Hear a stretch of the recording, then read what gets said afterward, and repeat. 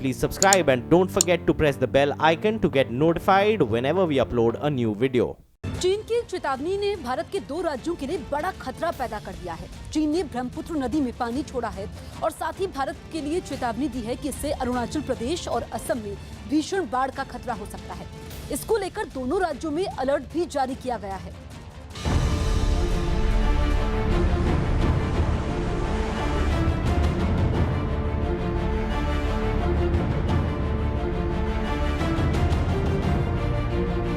चीन ने जारी की चेतावनी।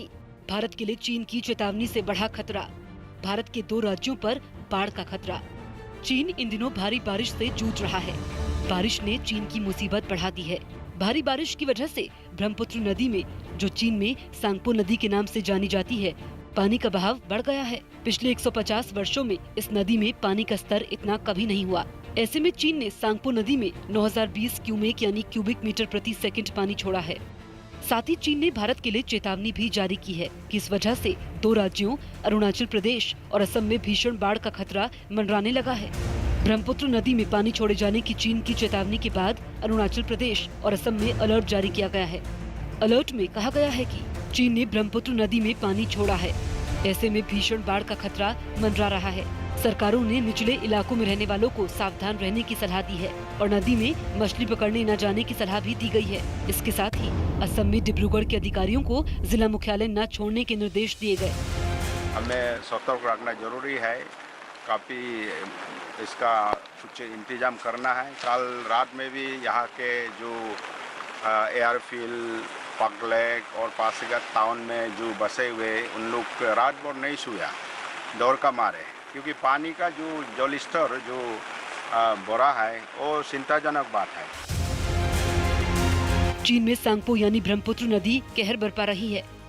भारी बारिश की वजह से मजबूर होकर चीन ने ब्रह्मपुत्र नदी में पानी छोड़ा। चीन के ऐसा करते ही भारत के दोनों राज्यों में तबाही मच सकती है, क्योंकि तिब्बत के चिमायुंग ग्लेशियर से होती ब्रह्मपुत्र नदी अरुणाचल प्रदेश से भारत में दाखिल होती है, जहां इसे सियांग के नाम से जानते हैं। आगे ये नदी असम पहुंचती है, वहां इसे दिहांग के नाम से जानते हैं। असम से होती हुई ब्रह्मपुत्र नदी बांग्लादेश के रास्ते बंगाल की खाड़ी में मिल जाती है। ऐसे में चीन से छोड़ा गया पानी कभी भी अरुणाचल और असम दोनों राज्यों में बाढ़ की वजह बन सकता है। इस साल ये पहला मौका है जब चीन ने नदी में पानी की स्थिति का ब्यौरा भारत के साथ साझा किया है। चीन के साथ हुए एक समझौते के मुताबिक चीन को 15 मई से 15 अक्टूबर के बीच ब्रह्मपुत्र नदी में पानी के स्तर से जुड़ी जानकारियां भारत को देनी है। 2006 से ही दोनों देश मानवीय आधार पर हर साल ये जानकारी साझा करते रहे हैं, लेकिन पिछले साल चीन ने भारत को ब्रह्मपुत्र नदी के पानी से जुड़ी जानकारी नहीं दी थी। लेकिन इस बार चीन ने अपने देश में बारिश के बाद बुरे हालात होने पर ब्रह्मपुत्र नदी में पानी के स्तर को लेकर पहले ही भारत को चेतावनी दे दी। असम और अरुणाचल प्रदेश में ब्रह्मपुत्र नदी पहले ही उफान पर है। असम में जून से लेकर अगस्त तक बाढ़ की वजह से 40 से ज्यादा लोगों की मौत हो चुकी है, जबकि उसके 6 जिले बुरी तरह से बाढ़ से प्रभावित रहे हैं।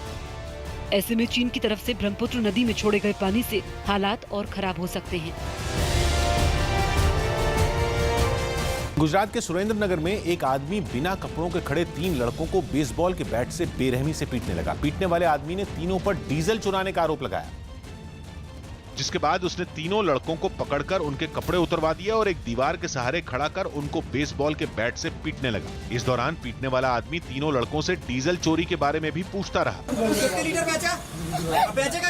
पिटाई के दौरान एक लड़का दर्द से कराहते हुए घुटनों के बल जमीन पर बैठ गया और कान पकड़कर माफी मांगने लगा। साथ ही बाकी दोनों लड़के भी माफी मांगने लगे, लेकिन तीनों को पीट रहे आदमी पर उनकी गुहार का कोई असर नहीं पड़ा और वो तीनों लड़कों को बेरहमी से पीटता रहा। गलती करी, मैं नहीं करूंगा, गलती क्या? कपड़े उतारकर पिटाई का ये वीडियो वायरल होने के बाद हड़कंप मच गया। बताया जा रहा है कि ये वीडियो सुरेंद्रनगर के किसी पेट्रोल पंप का हो सकता है।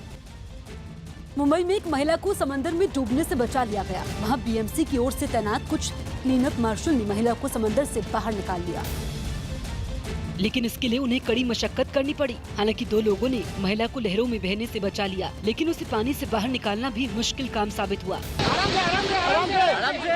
इस बीच एक और मार्शल अपने साथियों की मदद के लिए पानी में उतर गया। लहरों का सामना करते हुए ये सभी महिला को लेकर किनारे तक पहुँचे।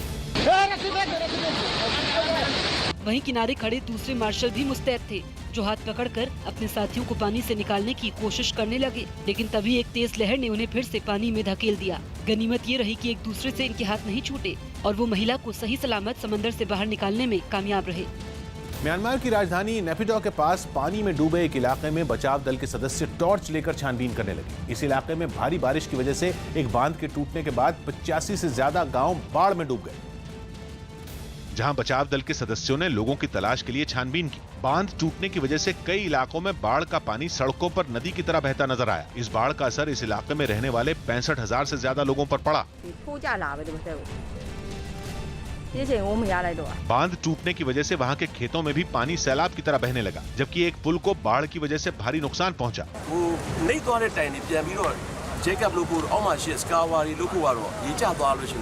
बाढ़ से खतरे को देखते हुए म्यांमार की सेना ने कमान संभाल ली। सेना के जवान नावों की मदद से लोगों को बचाने में जुट गए। एसपी नेता रामवृक्ष यादव ने दावा किया कि शिवपाल के जाने से पार्टी पर कोई असर नहीं। शिवपाल यादव के समाजवादी सेक्युलर मोर्चा बनाने पर समाजवादी पार्टी के नेता रामवृक्ष यादव ने दावा किया कि उनकी पार्टी छोड़ने से कोई फर्क नहीं पड़ने वाला। समाजवादी पार्टी को नहीं कमजोर कर सकते, क्योंकि समाजवादी पार्टी को नेताजी ने बनाया है। छत्तीसगढ़ के बीजापुर में मुठभेड़ के बाद सुरक्षा बल ने नक्सलियों के 2 ट्रेनिंग कैंप को तोड़ दिया। यूपी के मेरठ में चौधरी चरण सिंह विश्वविद्यालय के डीन को हटाने की मांग को लेकर एक छात्र इमारत की छत पर चढ़कर खुदकुशी की धमकी देने लगा। यूपी के रामपुर में राज्यसभा सांसद अमर सिंह के कार्यक्रम में आजम खान को आजम भाई कहने की मांग को लेकर कुछ लोगों ने हंगामा कर दिया। बिहार के समस्तीपुर में बदमाशों ने LIC दफ्तर के पास एक कैश वैन के सुरक्षाकर्मी को गोली मारकर 52 लाख रुपए लूट लिए। उत्तराखंड के रुड़की में पड़ोस में रहने वाले एक लड़के पर एक लड़की के रेप का आरोप लगा। दिल्ली के हरिनगर इलाके में एक स्कूल की छत का एक हिस्सा गिरने से एक महिला शिक्षक घायल हो गई। यूपी के बुलंदशहर में 2 बच्चों को बर्गर खिलाने के बहाने खेत में ले जाकर रेप करने के आरोप में पुलिस ने एक लड़के को गिरफ्तार कर लिया। इस व्यक्ति को पकड़ा गया, इस लड़के को, और पूछताछ के दौरान इसने इस घटना का इकबाल किया। रूस के चेबरकुल में SCO यानी शंघाई कोऑपरेशन ऑर्गेनाइजेशन के सैनिक अभ्यास में हिस्सा ले रहे 8 देशों के जवान पंजाबी गाने पर भांगड़ा करने लगे। इनमें पाकिस्तान के सैनिक भी शामिल थे, जिनके साथ भारतीय सेना ने पहली बार किसी सैन्य अभ्यास में हिस्सा लिया। जो इस अभ्यास के खत्म होने पर आयोजित समारोह में भारतीय सैनिकों के साथ भांगड़ा करने लगे। भारतीय गाने पर पाकिस्तान के सैनिकों ने जमकर नाचा।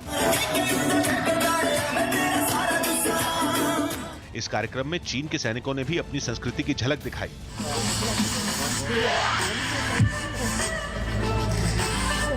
समापन समारोह से पहले अभ्यास के आखिरी दिन भी भारतीय सैनिकों ने अपना जौहर दिखाया। चेबरकुल की इंटर सर्विसेज रेंज में भारतीय सेना के टैंकों ने लक्ष्य पर सटीक निशाना लगाया, तो दूसरी ओर जवानों ने हेलीकॉप्टर से बचाव अभियान में हिस्सा लिया। भारतीय सेना के पैरा कमांडोज ने आसमान से छलांग लगाने की अपनी महारत का भी प्रदर्शन किया। इस दौरान सैनिकों के लिए खेल प्रतियोगिता भी रखी गई थी, जिसमें भारतीय सैनिकों ने अपना दबदबा साबित किया। SCO पीस मिशन एक्सरसाइज के समाप्त होने पर भारतीय सैनिकों को तोहफा देकर विदाई दी गई। बिहार के मुंगेर में पुलिस ने एक हथियार तस्कर को धर दबोचा, जिसके पास से बड़ी तादाद में हथियार बरामद किए गए। लेकिन इन हथियारों में 3 AK-47 राइफल देखकर पुलिस भी हैरान रह गई। क्योंकि देसी पिस्तौल की तस्करी के लिए बदनाम इस इलाके में पहली बार अत्याधुनिक हथियारों की खेप पकड़ में आई। सूत्रों से मिली जानकारी के आधार पर पुलिस ने इमरान नाम के एक आदमी को पकड़ा, जिसके पास से 3 AK-47 राइफल और पुर्जों के साथ 30 मैगजीन भी बरामद हुई। पुलिस ये जानकर हक्की बक्की रह गई कि इस इलाके में AK-47 राइफलों की तस्करी काफी समय से हो रही है और इसके पीछे एक बड़े गिरोह का हाथ है। अब तक कितने पीस ला चुके हो? चार पहले लाया था, 2 करके 2 बार है, 3 अभी। 4 लाख में देता है, 4.5 में हम दे देते। शुरुआती पूछताछ में गिरफ्तार तस्कर ने बताया कि यह हथियार मध्य प्रदेश के जबलपुर से लाए गए। हालांकि इस मामले में पूछताछ की जानी है, लेकिन पुलिस ने AK-47 राइफल की ये खेप नक्सलियों को बेचे जाने की आशंका से इनकार नहीं किया। जांच का विषय है कि ये नक्सल के लिए लाया गया है या लोकल क्रिमिनल्स के लिए लाया गया है। पुलिस ने जल्द ही हथियारों की तस्करी से जुड़े दूसरे लोगों को भी गिरफ्तार करने का दावा किया। कांग्रेस अध्यक्ष राहुल गांधी की तरफ से RSS की तुलना मुस्लिम ब्रदरहुड से करने के बाद उनकी पार्टी भी इन आरोपों को आगे बढ़ा रही है। राहुल गांधी के बाद कांग्रेस की IT सेल की प्रमुख दिव्या स्पंदना ने भी RSS पर तीखा हमला बोला।